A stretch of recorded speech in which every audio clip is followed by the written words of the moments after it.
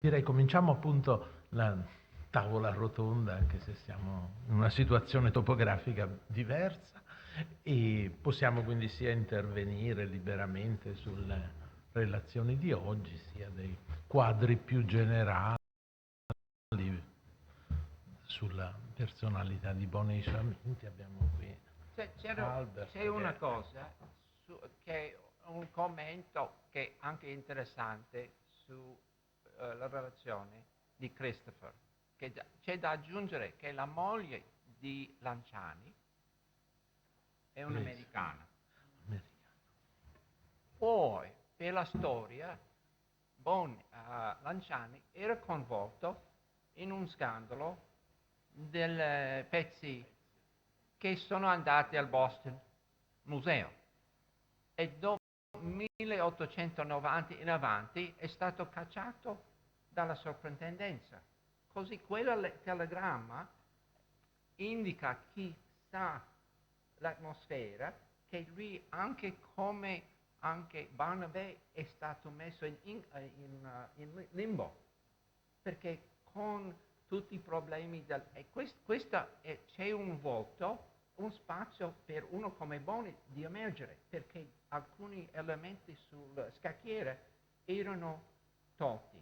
Questo è interessante. Poi un altro discorso, la lettera di Boni a Ruskin sulla Sacra Via deve essere messo insieme con la lettera che lì ha scritto, quella lunghissima lettera, l'ho scoperto del Lapis Niger. E se uno mette insieme le due lettere, perché lui sta scrivendo, Ruskin è fuori la testa.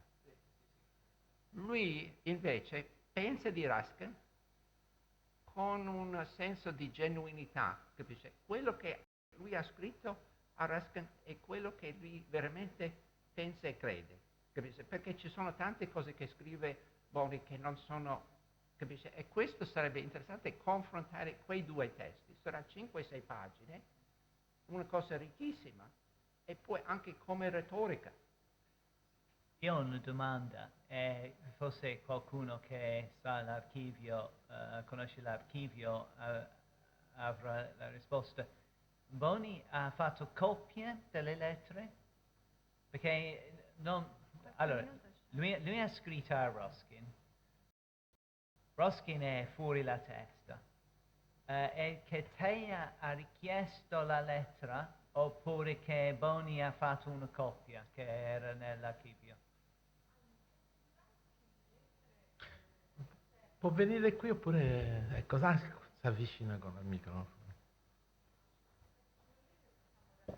Sulle lettere possiamo rispondere entrambi, perché da una parte c'è il carteggio più generale che si conserva a Milano, di cui Andrea sa tutto. Poi invece sulle lettere di Ruskin sono state raccolte per la prima volta in tutto il mondo, perché c'è stata la dispersione delle lettere di Ruskin legate in generale alla dispersione dei suoi materiali.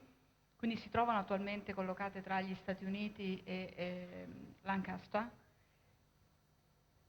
Quelle di pugno di Ruskin spedite a Boni sono a Milano. Sono a Milano e sono una decina, sono quelle che io ho studiato per il mio perfezionamento alla scuola normale, tra gli altri materiali. Quindi in questo senso, però su te adesso risponde Andrea, cioè su come Tea lavorava col carteggio in generale, che è una curiosità, se capisco. Allora, sull'epistolario, che appunto nel catalogo che abbiamo preparato è l'unica cosa che non abbiamo incluso, perché tutte le altre cartelle sono di carattere tematico, quindi hanno un titolo con documenti che possono essere lettere, scritti, note, quant'altro, fotografie, su quell'argomento, non sempre calzante, ma su quell'argomento. L'epistolario invece è diviso per ordine alfabetico, per corrispondenti, quindi l'abbiamo tenuto a parte. Comunque posso dirvi che è un epistolario anche lì un pochino, diciamo, forse deludente, nel senso che non è una corrispondenza passiva, cioè tutte le lettere che Boni ha ricevuto nel corso degli anni e si sono sedimentate nell'ufficio. È stato costruito ex post da Evatea, che è andato a cercare i vari collaboratori, amici, corrispondenti di Boni, si è fatta dare indietro le lettere di Boni e sono più lettere di Boni a queste persone che viceversa e sono presenti sia in originale che in trascrizione da parte di Vatea, a volte 5-6 trascrizioni su queste copie, è una cosa veramente ridondante. Sì, a mano cartacea, a macchina. Tra l'altro non sempre l'ha fatte poi la TEA, le trascrizioni, ci sono anche c'è il pericolo di errori di lettura, di scarsa comprensione degli argomenti. I corrispondenti, anche lì uno si aspetta gli archeologi, invece sono molto pochi, insomma, sono più che altro corrispondenti amici o personaggi politici, molti stranieri, quindi magari i temi archeologici vengono trattati però incidentalmente con persone che non sono addette insomma, dell'argomento. A volte sono notizie molto importanti, quelle che appunto ho pubblicato qualche tempo fa su Santa Maria Antiqua, la notizia dell'esistenza delle monete è data a Amy Bernardi, che proprio archeologa non era. Però, quindi si può trovare ogni tanto fortunatamente una notizia interessante in una serie di lettere di argomento del genere molto vario. Mi chiedo se Boni ha mai immaginato che quelle epistole a Ruskin saranno nel pubblico, pubblicati. Se no, presumibilmente lui ha scritto più per se stesso che per Ruskin. Sì, questa è la mia chiaro. impressione, perché lui sapeva che Ruskin ha già avuto per anni problemi quando era a Venezia, hanno dovuto legare nel letto, capisce? Anche capisce? Perché Ruskin ha veramente i problemi. E l'ultimo anno era, e lui sapeva perché ha incontrato alcuni anni prima di questo 87, 97 o qualcosa. Sì, a Venezia, l'ultimo incontro a Venezia con Alessandri. Per trovare queste lettere a Ruskin c'è questo archivio, non è Manchester, ma c'è una... Lancaster. Sì, Gloucester, c'è l'università in cui c'è proprio una biblioteca, c'è uno curatore e deve essere lì. Se uno ha bisogno di questa roba che Boni ha scritto a Ruskin, è lì, o altrimenti ci sono Morgan, the library in New York, che ha comprato con un mare di soldi tante cose, così se ci sono i disegni nei lettere, lui ha collezionato e sono al Morgan Library, New York.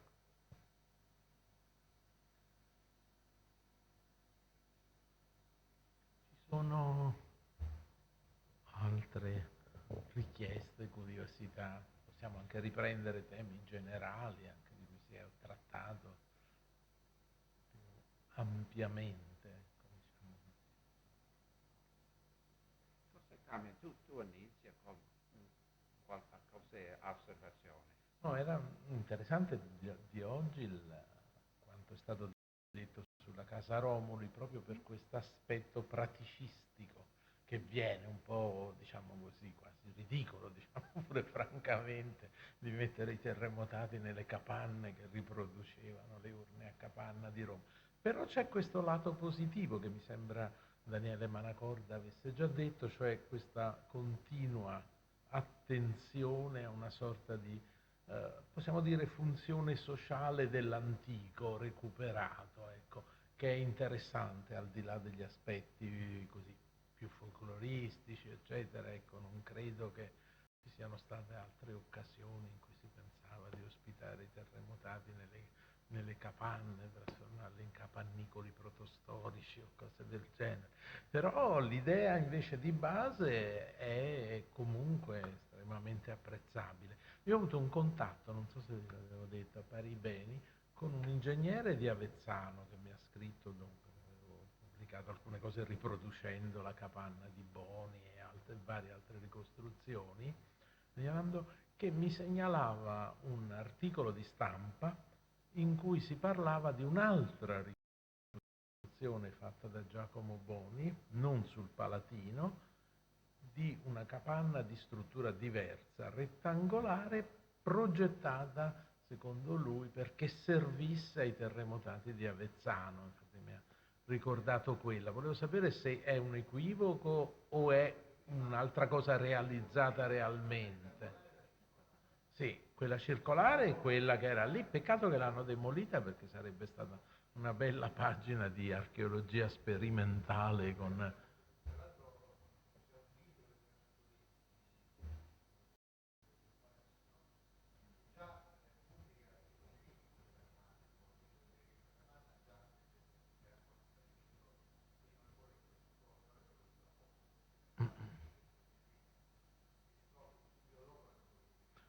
Ci sono foto della capanna in costruzione, credo di averle. Comunque è un aspetto così interessante. Prego, ci sono... No, c'è una domanda qui. Prego. Un commento. Campbell.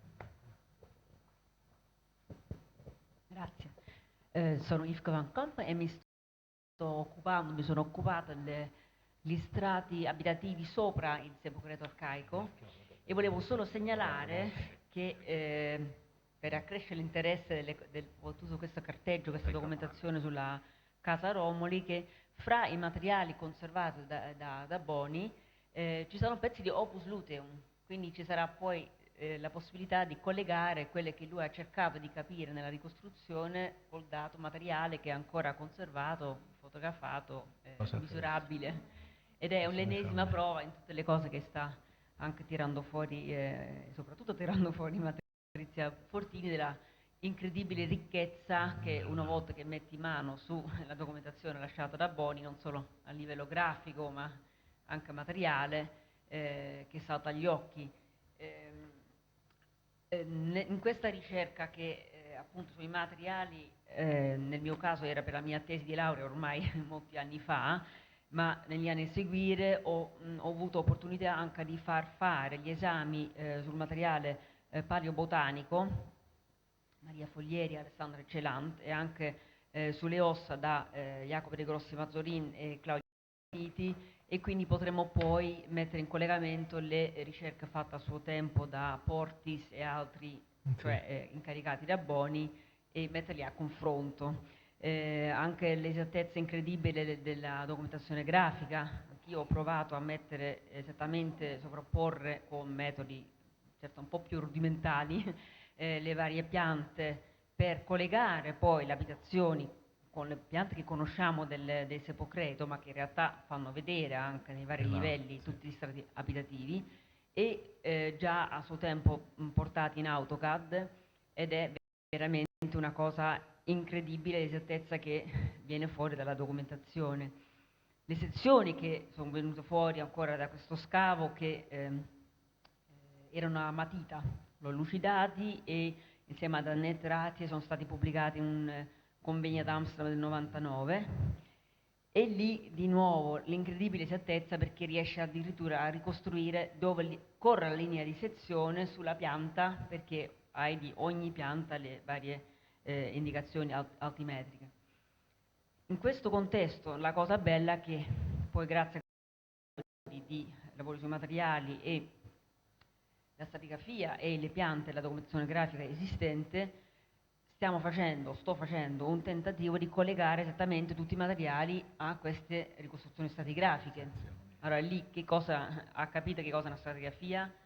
Sicuramente sì, nella cura e l'esattezza in cui tratta quelle che trova, però negli scritti non c'è quelle che poi troviamo scritte sopra le cassette dei materiali, primo strato, secondo strato, in realtà stratum, terzo e quarto, che sono in realtà quelle che ha capito della ricostruzione storica, sono le periodizzazioni praticamente dei materiali.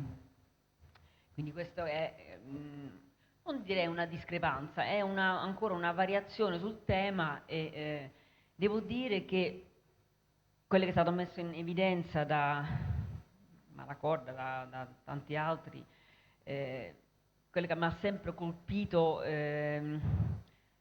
la bellezza di quelle che diceva, anche di tener conto esatto di quelle che non si capisce, come onestà scientifica estrema, e quelle che mi sembra più essenziale per la figura di cozza un po' contro la ricostruzione che hai fatto tu, Albert, del non mettere in evidenza, cioè tralasciare, sottacere dei scheletri messi in disordine, in realtà erano molto ordinati perché non c'entrerebbe nella ricostruzione. Quindi, non lo so, ecco, questo forse è giusto per arricchire la figura, la ricostruzione della figura, che certo, come diceva Malacoro, non vogliamo ridurre a un santino, ma comunque ricostruire a tutto tondo.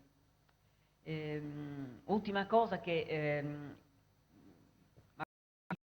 dopo aver sentito tutte le belle relazioni di oggi è anche, no, la ricostruzione di tutti i momenti storici come una cosa essenziale, perché anch'io ho notato tra la fase iniziale della prima scoperta della tomba, aprile 1902, e il proseguire dello scavo subito negli anni a seguire, quando in parte deve correre a Venezia per, per aiutare al campanile crollato. Se uno studia le diverse foto e le diverse fasi dello scavo, nota che andando avanti, a un certo punto vedi tutti i diversi momenti storici esposti in un'unica foto, che certo uno scavo stratigrafico non poteva succedere praticamente. È vero che alcune cose dovevano essere lasciate no, in piedi perché sennò sarebbe crollato tutto insieme, però c'è una leggera differenza tra il momento iniziale di veramente di lucidità e ricostruzione di quelle che sta trovando, ricerca no, della ricostruzione, e il proseguire dello scavo che necessariamente diventa un po' meno rigoroso perché magari anche lasciato da altri sul campo. Niente, sono alcune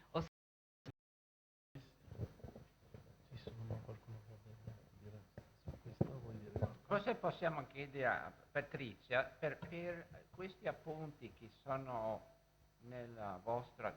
Tu stai, perché mi ha parlato ieri che stai pensando di pubblicare... Noi abbiamo dunque gli appunti che sono in sovrintendenza, praticamente vanno a completare il materiale che sta qui che sta a Milano.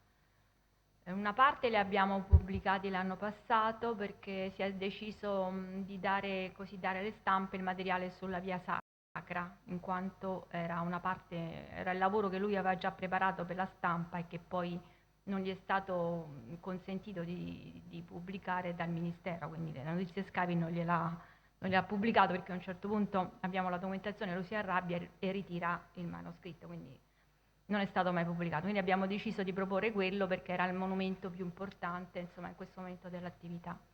In questo lavoro abbiamo proprio cercato di fare un'edizione critica relativamente, quindi cercare di spiegare le descrizioni con le piante che fortunatamente abbiamo avuto, eccetera. Quindi è stato un lavoro molto lungo e complicato. È un materiale, cioè i documenti Boni per conto mio sono un materiale di studio, cioè io penso che non dobbiamo pretendere una pubblicazione critica, cioè uno studio archeologico in senso stretto. Sono un po' un racconto dello scavo che loro fanno, soprattutto i primi, che ad esempio con la via sacra è fatto benissimo. Molto bello, cioè molto denso, quello del comizio va bene, è abbastanza completo. Gli altri sono appunto descrizioni varie. Abbiamo tutti trascritti, quindi praticamente io in questi anni andavo avanti e abbiamo tutto trascritto. Il problema è pubblico, perché sono volumi che non si vendono, quindi c'è il problema che gli editori non sono molto propensi a pubblicare materiale di questo tipo. Comunque è a disposizione, cioè è importante per conto mio farlo uscire perché ognuno di noi nella branca di ricerca ci trova qualcosa, questo è la cosa principale. Per esempio c'è tutto il lavoro sul Vico Iugario che andrebbe fatto. Noi stiamo lavorando sulle fogne, cioè noi abbiamo un problema grandissimo al Foro Malatino, che sono i problemi dell'acqua, cioè il problema del dissesto idrogeologico, il problema appunto dello smaltimento delle acque. Quindi come sovrintendenza da 3 anni, quando abbiamo avuto questa grande alluvione del 2010, poi ripetuta nel 12 e anche l'anno passato nel 13, quindi con la CEA si sta cercando di rigimentare questa cosa. Quindi abbiamo fatto tutto uno studio quindi sui condotti sotterranei del Foro Romano Palatino. È un lavoro enorme, per il foro devo dire che, insomma, che è completo, perché Boni fortunatamente ci ha lasciato una ricca documentazione in questo senso, quindi abbiamo ricostruito un po' tutti i percorsi, però per esempio la documentazione è tantissima, abbiamo bellissime piante, ci sono i disegni, noi dovremmo il controllo di tutto questo materiale e metterlo a sistema, cioè i documenti ci sono e che vanno pubblicati, trascritti e va bene, però vanno anche visti nel contesto. Quindi il lavoro è tanto, si può fare, perché si può fare, abbiamo dimostrato. Il problema è che ci vorrebbe una squadra che si dedica a questo, ma seguendo però un determinato filone, cioè deve seguire, per conto mio ci deve essere una impostazione di un certo tipo per far parlare poi questi materiali. Noi in sovrintendenza, per fortuna, li conserviamo gelosamente grazie alla dottoressa Jacopi, che io oggi voglio ricordare perché è stata colei che ha conservato intatto il patrimonio di Boni. Se non ci fosse stata lei a questo momento, vi dico che è così, perché attualmente i documenti d'archivio, i documenti storici non vengono presi molto in considerazione. Si tende a utilizzarli come strumento, a non pensare che invece vanno conservati nella loro integrità. Quindi grazie all'idea della Jacobi di tenerlo abbastanza chiuso, noi oggi possiamo utilizzarlo e forse è arrivato il momento di farlo uscire, perché siamo consapevoli dell'importanza di questo materiale. Abbiamo anche un ricchissimo patrimonio fotografico. Quest'anno è stata iniziata poi la pubblicazione di tutte le lastre, quindi stiamo passando allo scanner tutte le lastre, che sono un patrimonio, le lastre lasciate dal Boni, anche successivamente Romanelli. Quindi è un materiale importante che si può pubblicare. Andrebbe fatto il lavoro che dicevo appunto con Andrea, comunque di ricongiungere la documentazione, perché io ho la vaga impressione che nella lite che c'è stata tra il Ministero e la TEA, parti delle relazioni sono state tagliate, per cui noi possiamo avere una parte più archeologica della stessa relazione e mentre l'altra parte, diciamo, un po' più personale è stata l'altra parte. Perché, ad esempio, noi delle Gallerie Cesaree abbiamo, a parte la descrizione bellissima che ha pubblicato poi Miriam, però abbiamo, per esempio, tutto il lavoro di ricerca sulle fonti, tutte le iconografie che ha fatto lui fuori, capito? Abbiamo anche questa parte di studio collegata, simile a quello che hai tu, insomma, quindi ci sono queste parti che andrebbero integrate, andrebbero riviste tutte e unite tutte insieme, quindi pubblicando a blocchi integri la documentazione, i disegni, le foto e la documentazione nostra che sta a Milano, perché ho visto nella parte che abbiamo pubblicato noi disegni e già testi, torna. Poi l'altra cosa, noi abbiamo questo diario di scavo redatto dall'Artioli, degli scavi al foro dal 1901 al 1907. Sono delle descrizioni molto semplici, non sono molto dettagliate, però ci aiutano un pochino a avere un po' il senso cronologico degli scavi. Per esempio quando lui sta lo mandano a Venezia per il campanile, che stavano scavando l'Ecus, era disperato, infatti si fermano gli scavi all'Ecus per quel periodo perché non può seguirli. E quindi diciamo che lui, infatti ci sono le notizie che il professor Boni scrive chiedendo notizie, quindi diciamo c'è questo momento, si vede anche un certo aspetto della conduzione degli scavi abbastanza importante sotto questo punto di vista. Per esempio una cosa carina che l'Artioli è un epigrafista, per cui su questi registri ci sono tutte le raffigurazioni delle iscrizioni che vengono fuori durante gli scavi. Infatti avevo cominciato a fare il lavoro di ritrovarle, qualcosa sta venendo fuori, ma un lavoro anche questo che andrebbe fatto. Cioè ci sono temi di studio per tesi, ricerche varie. No, infatti io dico a tutti. La cosa che noi anche l'idea probabilmente che quello degli studi che ho cominciato di fare solo per curiosità. Sì, poi uno va lì, quello che ho scoperto che la TEA come cronologia è completamente, uno deve studiare Boni con una disciplina di cronologia, come ha fatto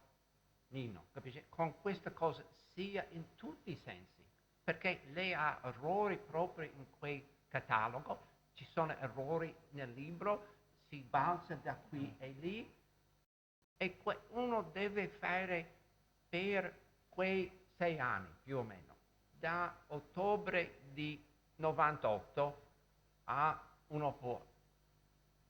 1904, anche un po' di più, e questo non c'è nella letteratura qualcuno che ha scritto, un gruppo, e anche questo forse possiamo proporre che sarebbe utile avere una specie di comitato, voi, altre persone, storici, capisci, veri storici come quelli che erano qui nella prima sezione, che possono pilotare quella descrizione di sua attività, tutti i contesti, capisci? Perché una cosa, non semplicemente i disegni sono grandi, ma ci sono altri elementi che non sono grandi, e la cosa è di non criticare, ma di mettere in evidenza, perché era impossibile quello che lui ha tentato di fare in 6 anni. Non c'è nessun essere sulla superficie di questo mondo avrà potuto sopravvivere per 3 anni. Hai capito? E questo, noi stiamo parlando di qualcuno che ha lottato con, se uno pensa di tutte le difficoltà, perché noi parliamo di Bacelli, ma ovviamente lavorare con Bacelli deve essere stato un incubo. Leggendo gli appunti in quel bel memory di, come si chiama? Memorie di un Sì, archeologo di uno Bernabé. deve leggere quello, se legge impressionante. quello è una cosa impressionante. Anche il problema del congresso. Sì. Il problema del congresso che parte, il problema di Helvet, capisce, che anche il mercato, il problema di Lanciani, capisce, perché prima di un certo punto l'attività di fare archeologo, e questa è una risorsa di, si va con un nobile, si va un scavo in un sito etrusco, si divide la roba, metà va sul mercato, e questa è la verità, capite, in quell'epoca, che quando si arriva a 1900 eccetera, il mondo era diverso, non era più possibile in Italia di andare così. E anche Lanciani è proprio il simbolo di quell'essere che è nel limbo, perché ha fatto questo, ha fatto quello, e quel telegramma che, per esempio, Christopher ha pensato che da presentare, ma questo è proprio Boni, e uno pensa di quello, arrivare in quel contesto con tutte le constatazioni delle mogli. Basta pensare di chi ha mai assistito a quel tipo di cosa di dilettante società anglo-americano, chi comanda lì?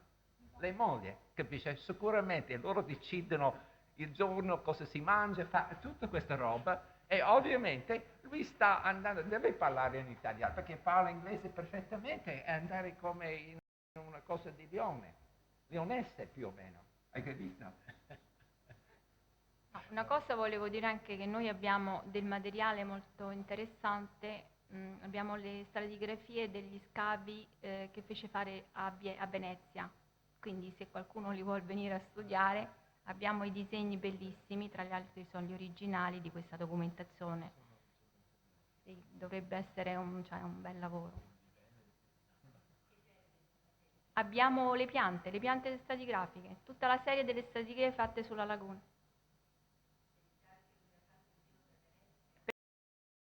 Il lavoro che fece fare appunto quando è venuto, geologici, quindi è un bellissimo materiale che andrebbe visto. Abbiamo questi disegni bellissimi. Sì, infatti io l'ho detto anche a suo tempo, dico il materiale che... In base poi anche su questo, una cosa importante, perché l'aspetto geologico a me interessa, cioè visto l'importanza, Bonia fece fare tutta la stratigrafia geologica del Palatino. Abbiamo le piante, quindi diciamo che L'archivio, è un c'è una lavoro... cartella, ho sì. visto, che ricordo dalla... Infatti c'è un lavoro bellissimo, anche importante, perché c'è tutta la stratigrafia, perché quando poi, questa è una curiosità, ma già all'epoca del Boni c'era l'idea di fare tipo una metropolitana, Sì. e lui si oppose proprio su questa iniziativa della metropolitana, facendo vedere proprio i risultati dei carotaggi, dicendo guardate che il terreno non è così adatto per fare la metropolitana, perché c'era l'acqua, la situazione. Ed è bellissima questa relazione, perché utilizza proprio i carotaggi che aveva fatto fare sul Palatino per osteggiare la realizzazione della metropolitana. Adesso lo stanno facendo. Semplicemente aggiungere una piccola cosa su questo rapporto, diciamo, archeologia politica che vi è, ma non in senso banale. Nelle memorie di un archeologo di Bernabé, nel diario, edito da Delpina e dalla nipote, abbiamo fatto in vari riferimenti, che, ripeto, è veramente una miniera dal vivo della situazione che c'era. Appunto si dice che per darvi un'idea della sensibilità e controllo che c'era, dopo che uscì l'articolo di Pais in cui menziona l'esistenza delle schegge di marmo, necessariamente più recenti, Bernabé dice: sono stato convocato dal ministro per spiegare questa cosa perché non figurano nel rapporto. E lì ci deve essere stata anche una piccola confusione fra cose di marmo di giallo antico e di altra pietra, c'è tutta una cosa dei confronti, ma il direttore generale, il giorno dopo l'uscita dell'articolo sulla nuova antologia, convoca Felice Bernabé e gli chiede conto del fatto di aver taciuto delle schegge. Voi potete immaginare questo cosa significava su Giacomo Boni, che stava ancora lì traballante, diciamo così, che al primo cambio di vento sarebbe saltato, mentre sta facendo uno scavo in condizioni non facili, diciamo così, già ambientali e poi figuriamoci psicologiche, ecco, eccetera.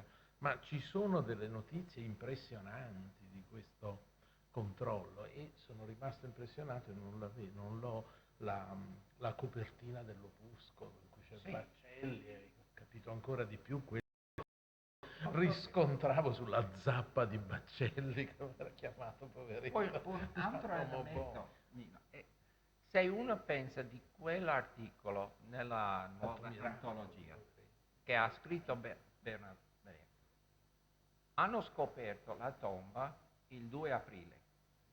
Lui non era presente e per 2 o 3 giorni lui ha potuto scrivere un articolo e esce in stampa il 16.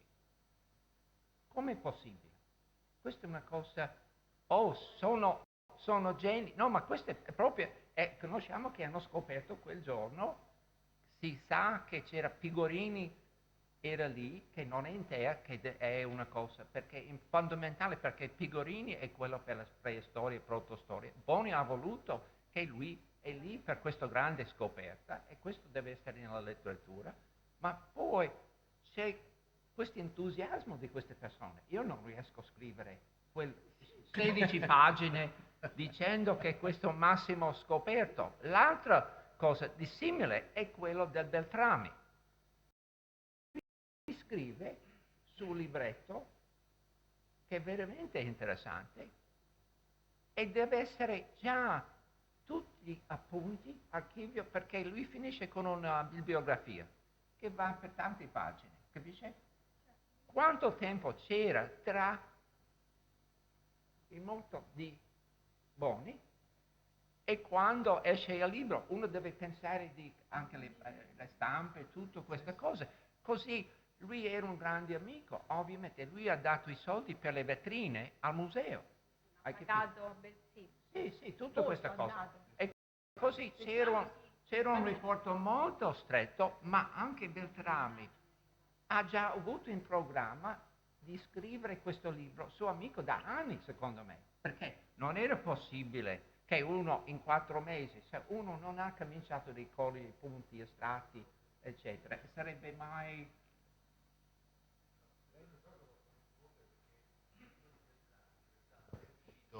Tutto insieme, sono stati degli articoli sul Marzocco, usciti progressivamente, sono vari capitoli in numeri diversi del Marzocco, e poi il volume insieme esce nel 26, quindi ha scritto progressivamente questa biografia. Ma così ha pubblicato in modo seriale? Il Marzocco è un giornale, insomma.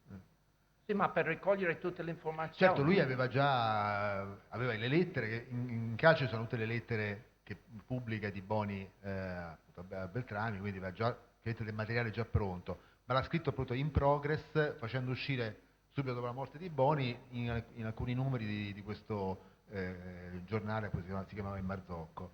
Poi una cosa che volevo dire, mi sono già dimenticato. No, a proposito di questa comunque rapidità di scrittura tra filetti, articoli sul giornale, sempre nell'archivio Bonitea ci sono delle molto interessanti delle taccuini in cui la Tea ha scritto, appena aveva conosciuto Boni ovviamente, già cominciava a mettere insieme materiali per i lavori successivi, e quindi raccoglie delle testimonianze di Boni. Boni gli racconta, per esempio, che rievocando proprio i momenti iniziali dello scavo del foro, che era stato convocato una volta da Baccelli nel suo ufficio, dove trovò schierati già 3 giornalisti, c'era Arturo Calza, e pronti per prendere informazioni sugli ultimi scavi, e gli fa scrivere seduta stante un articolo, un resoconto per lo scavo che aveva fatto. Baccelli prende questo scritto e dice: ma qui manca qualche cosa, e ci scrive: il ministro Baccelli ha tutto un cappello che incensava chiaramente il ministro, che mancava invece questo resoconto più sostanziale. Quindi avvenivano così le cose, e chiaramente tutta questa pubblicistica serviva a pompare, come dicevamo appunto stamattina, l'aspetto politico, di mettere in evidenza l'operato del ministro. Sono in realtà scavi Baccelli all'inizio più che scavi Boni. Anche su Nuova Antologia, cioè per esempio noi abbiamo le minute di Nuova Antologia per cui gli scavi, per esempio adesso seguivo quello della scoperta della Santa Maria Antigua, la scoperta avviene 3 giorni prima, cioè dopo 3 giorni appare l'articolo sul giornale, bellissimo, cioè c'è subito, è un immediato, e ci sono le minute di Boni, quindi è lui che poi manda i trafiletti ai giornali narrando il progresso dei lavori. C'è Primo Levi Italico, che era editore, e così ovviamente lui, perché apprezza tutta questa roba.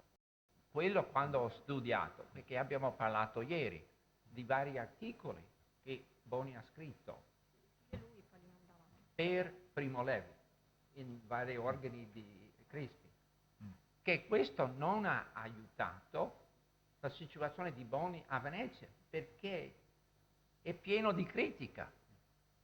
Capisci? Se uno legge quei articoli, Berchet, qui a Venezia, nel Palazzo Ducale, non era contento. Hai capito? E per questo quando vediamo questa lettera di Fiorelli, 87, della storica, in cui insiste che Boni deve dare indietro al Palazzo Ducale tutti gli oggetti. Capisci? Questo era spinto da quelli a Venezia, Berchet, non era spontaneamente. Fiorelli ha tante cose da fare, non di scrivere su qualcosa trovato in un buco a Piazza San Marco, hai capito? E questa anche la figura di Primo Levi è fondamentale di capire, per esempio, quando Boni è venuto per il campanile, Primo Levi spiega chiaro e tondo a Boni che lui non deve parlare a Venezia, deve lavorare, ma non parlare, non inventa, non fa niente astratto, semplicemente raccoglierà quella roba e tornare a Roma, capisci? E questo non è nostra visione di Boni, che lui ha bisogno di qualcuno che proprio il press agent, che spiega che non si parla, è come George Bush Jr., che quando lui era candidato era capace di cominciare di parlare,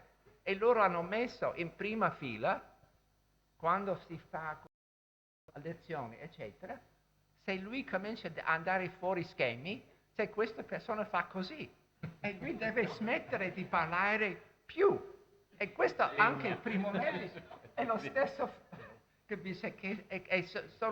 Questi sono elementi talmente banali, ma sono veramente interessanti, come quel telegramma che Christopher, perché mi ha detto lui non ha niente da presentare, ma si vede che proprio anche secondo me in questo tipo di attività lavoriamo per approssimazione.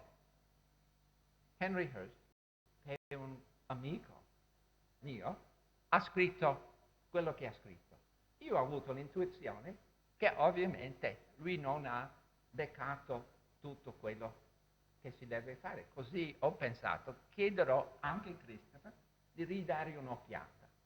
E quello che esce, Christopher, come un storico, non archeologo, per stratigrafia Hurst è bravissimo, ma non per fare, capisci, grattare come abbiamo visto. Christopher è ancora qui o è scomparso? È andato via, infatti mi ha lasciato. Ad ogni modo, okay, questo è un bel esempio di uno può pensare.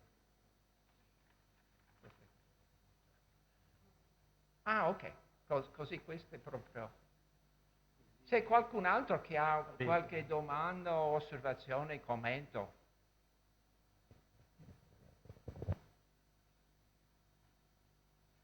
Persone che sono più esperte di me sulla storia dell'archeologia, è un lavoro prevalentemente storia della storiografia o della cultura in generale.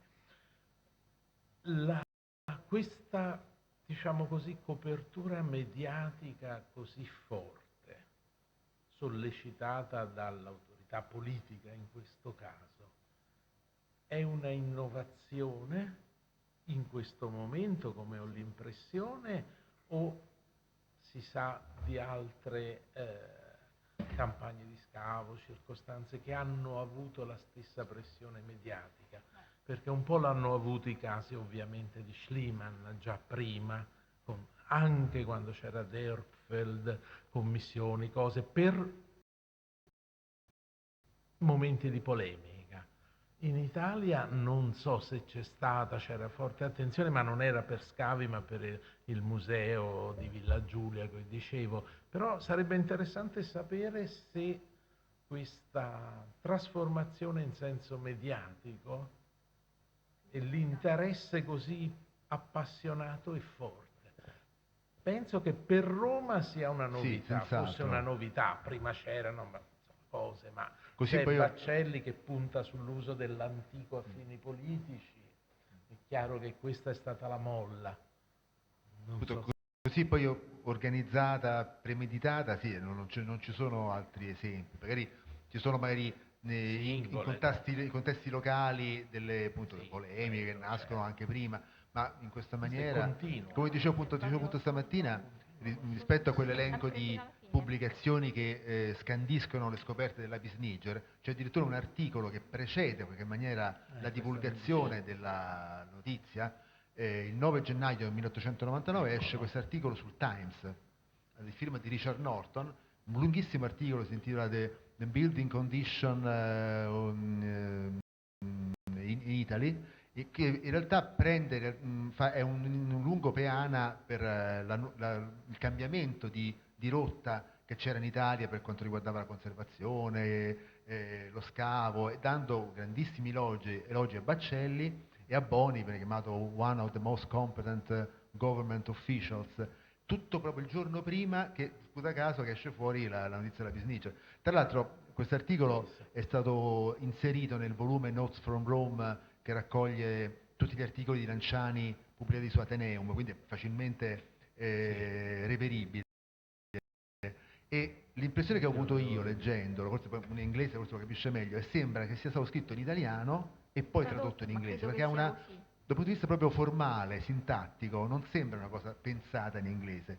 Quindi a maggior ragione sembra una cosa preordinata per poi dare maggiore, diciamo, divulgazione, impatto alle scoperte che avvenivano, che già si sapevano, che stavano avvenendo sull'Apis niger. Tra l'altro Richard Norton era il direttore della American School of Classical Studies ed era molto amico di Boni. In quei giorni viveva a casa di Boni perché era appena arrivato e stava insieme alla moglie alla casa via Genova. C'è una lettera di Boni a Ricci che appunto racconta a Corrado Ricci che Norton era suo ospite, quindi c'è questo legame molto forte con Boni e quindi è plausibile che sia servito un po' da cassa di risonanza ancora per gli scavi che erano di là da essere divulgati. In questo senso volevo anche ricordare una cosa importante, cioè Boni a un certo punto fa l'appello ai cultori locali, ai cultori della civiltà romana. E cosa succede? Che arrivano in seguito a questo appello al Museo del Foro, lui chiede appunto tutta la documentazione, volumi, libri, stampe, foto, di tutto quello che poteva illustrare la cultura di Roma, perché voleva fare del Foro un centro proprio di sviluppo della storia della civiltà romana.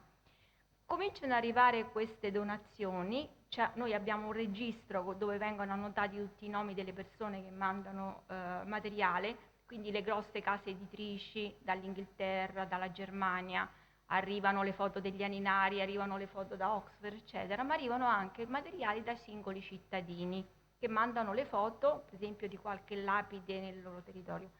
Sui giornali, quindi compaiono sul Messaggero, sulla Tribuna, eccetera, l'elenco, Boni fa pubblicare l'elenco di tutti i nominativi mano a mano delle persone che mandano questo materiale con l'indicazione del materiale che arriva. Per cui possiamo ricostruire proprio, a parte se anche non avessimo i registri, possiamo ricostruire anche questa rete di contatti enorme, ma da tutto il mondo. È bellissimo, cioè è una cosa veramente strana. Cioè l'importanza che lui riesce a suscitare, l'amore che riesce a portare per il foro e per il museo che lui stava mettendo su, perché una cosa importante, Boni inizia a fare gli scavi nel 1899, ma il primo museo lo fa subito in un locale che noi chiamiamo Magazzino Bordoni, ma che è l'unico ambiente ancora al centro della Via Sacra di fronte al Tempio di Romolo. Lì fa il museo, abbiamo le foto con tutti i materiali dello scavo e porta il re a vedere il primo museo. Quindi lui subito scavo e museo, quindi mette i materiali di lapis niger, mette i materiali di Vesta e soprattutto mette anche i materiali medievali. Abbiamo delle immagini bellissime con tutte le iscrizioni e le decorazioni del materiale medievale che lui trova e sistema. Quindi è proprio, come posso dire, è organizzato in questo senso e dà pubblicità. Infatti poi si avvale di questo per chiedere poi l'istituzione del museo nel convento di Santa Francesca Romana, quindi chiede l'esproprio al ministro di espropriare i locali per fare il museo del foro. Quindi è proprio un'attività, utilizza la stampa anche per, come dicevamo, proprio di avere anche appoggio, quindi avendo l'appoggio dell'esterno riesce in qualche modo a condizionare anche in qualche modo i politici, poco, ma insomma qualcosa riesce a fare. Chiudiamo e vorremmo dare la parola a Gerardo Ortali. Grazie. Sì, siamo alla Sinfonia degli Addii ormai e in ogni caso a me come a nome dell'Istituto Veneto tocca ringraziare chi è intervenuto, chi ha svolto le relazioni, chi è rimasto fino a quest'ora a discutere e a sentire, preso dal fascino del personaggio. Visto l'andamento dei lavori, credo proprio che l'Istituto Veneto si preoccuperà di fare al più presto la pubblicazione degli atti, per cui scriveremo a tutti chiedendo che ci diano i loro contributi. Ma intanto quello che mi tocca è non solo salutarvi, ma soprattutto ringraziarvi per la collaborazione che avete dato e dire un arrivederci qui in qualche altra occasione. Grazie, grazie davvero.